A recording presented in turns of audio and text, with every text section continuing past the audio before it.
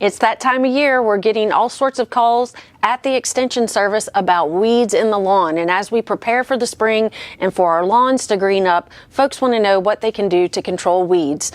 This is the time to get out there and spray them. The grasses are dormant, so it looks a little brown. If you're noticing a lot of green, then that's your weeds, and we want to take care of them to give our lawns a leg up in the springtime.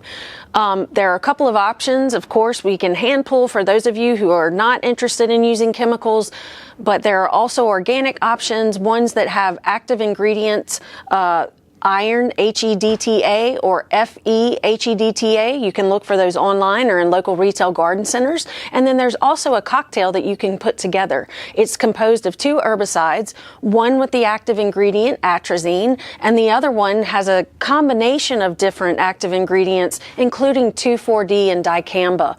Now, one thing that really helps those to work better is to utilize a surfactant. We call it a spreader sticker. That surfactant helps those herbicides stick to the leaves, it helps it to be absorbed into the weeds, and it just gives it better coverage, and we're going to have better control of those weeds.